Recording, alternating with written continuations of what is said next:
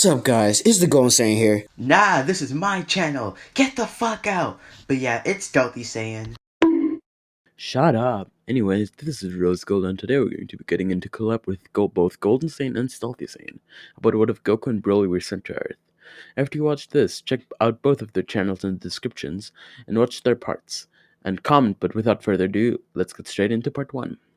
We start this story off 5 years before the birth of Goku. A young child with tremendous power was born on planet Vegeta to an unknown mother and Paragus. Paragus had become very good friends with a certain individual you all might know. Bardock. They had met on a mission previously, and after destroying a planet together, had started to really enjoy each other's company. But after Broly's birth, suddenly Pegasus was called into the king's cathedral. The king had just recently become a father himself, with his son, Vegeta, being an already very powerful kid. However, he was nothing to the power of Broly, whose power was at a job dropping 10,000 when he was upset. Seeing this, the king was rather upset. For some context, they were currently being controlled by an evil emperor named Frieza, and King Vegeta hoped for his son to be the one to defeat him once and for all. But looking at Broly, he might just be the one to do so. So he decided on banishing the kid. Pericles' jaw hit the floor when he heard the news, and he instantly rushed, breaking the window in the process, and he rushed to the infirmary, getting his baby out of the liquid before King Vegeta's men could, and he ran to the only person he knew could help him, Bardock.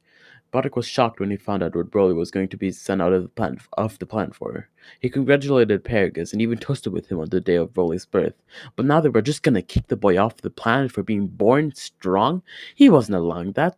That was the true Saiyan's pride, so he stole a space pod, hit in some random coordinates as people were catching up with them to a planet with a low power level, and sent Broly off, but now it was too late for them to escape. However, Paragus told them he had forced Bardock to comply and threatened him. The Saiyans, for once, showed some sympathy and let Bardock off the hook, but Paragus was sent away to a far-off planet to die. Bardock was crushed for a while. He had become pretty good friends with Paragus, so him having been sent off to a far-off planet to die angered him, but he pushed it aside, until one day, 5 years later, his wife, Gine, had given birth to their son. However, Bardock had a suspicion of the evil Emperor, Frieza, that he was about to destroy their planet, and suddenly he remembered when he helped Paragus send Broly off the planet, giving him the inspiration to do the same. He stole one last pod, and after punching in this exact pod coordinates, he gave Broly's space pod, which led to a planet with an extremely low power level, sent it off after giving his son, Kakarot, one last goodbye with his wife, until he sped off into space. We skipped some time into the future. Planet Vegeta had been destroyed.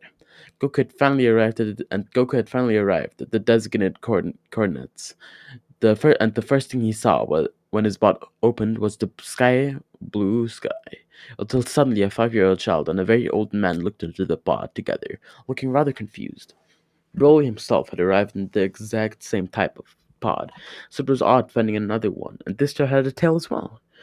The old man, named Gohan, told the other child to pick the baby up, which he did. Now one thing, as Broly was the first one to land on Earth, he'd most likely be called Son Goku instead of Kakarot. However, for simplicity's sake, I'll just call him Broly and Kakarot Goku. Goku was a rather rambunctious child, often getting into fights with wild animals and trying to get Broly to spar with him. However, the older Broly was a much softer and kinder person than Goku, and never showed any anger, nor did he want to spar with Goku, as he could tell that the child was a lot younger and a lot weaker than him, by far. But one day, Broly decided to humor Goku and began to spar with him, and he noticed one thing.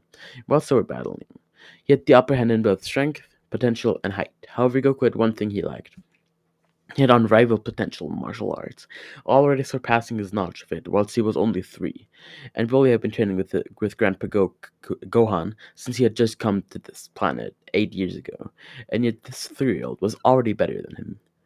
We skip ahead to one fateful night. Goku was now 7 years old, and Broly had turned 12, not very long ago, but he made one fatal mistake. You see, Broly had always been locking up all his frustration, and so one day he was beaten by Grandpa Gohan, who far outclassed him in pure physical strength. Who he far outclassed in pure physical strength, but his technique was so refined that he couldn't even land a hit. So, feeling frustrated at his own lack of technique, all of his frustration broke out, and Broly started to bulk up, until suddenly opening his eyes, revealing them to be a bright yellow, and in a flash, Grandpa Gohan was annihilated with a green ki blast.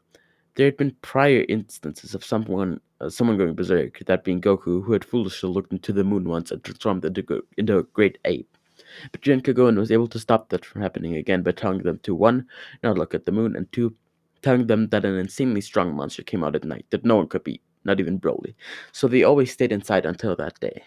Now, Broly had always been a bit dense, and whilst Goku is smarter in this timeline, as he had not fallen on his head as a child, he was still only 7, so he thought as Broly did. The full moon monster had killed Grandpa, and then they proceeded to train so they could beat it.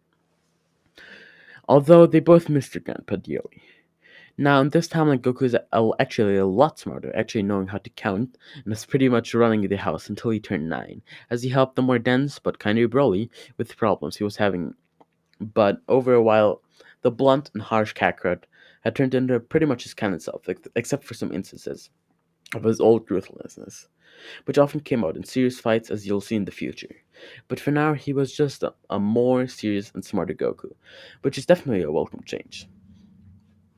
One day, the two were walking back from the river. Goku was now 12, with Broly being 17, and the difference in height was almost laughable, as Goku stood at around 4 foot, whilst Broly towered over him at an insane 7 foot, and he was still growing. And on that fateful day, a car crashed into Goku by mistake, and out stepped a blue-haired woman named Bulma, who proceeded to shoot Goku with a pistol after he threw her car off the road, crashing onto the ground below, although the bullet just bounced off his head, not even leaving a mark. For some context on the base power levels, they're at around Broly, 5,000 suppressed, and Goku at around 250, which wasn't all that bad for his age.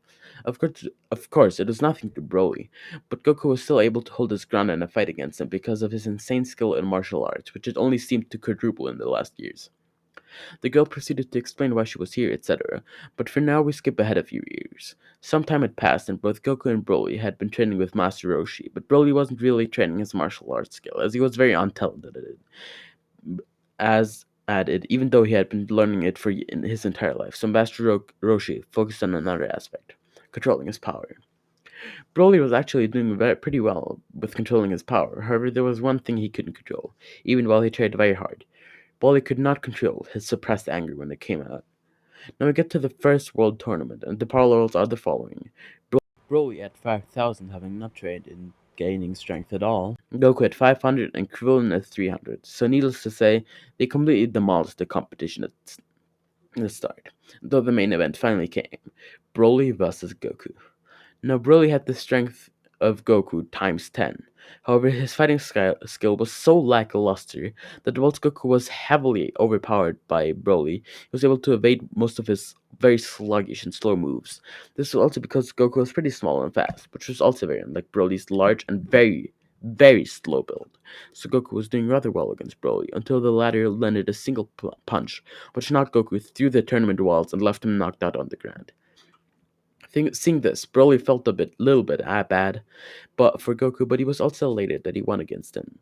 Before this, Goku had always been able to defeat him with a ton of well-placed hits, but this time he had finally gotten lucky and hit Goku with one of his aimless punches. However, now he was up against Master Roshi.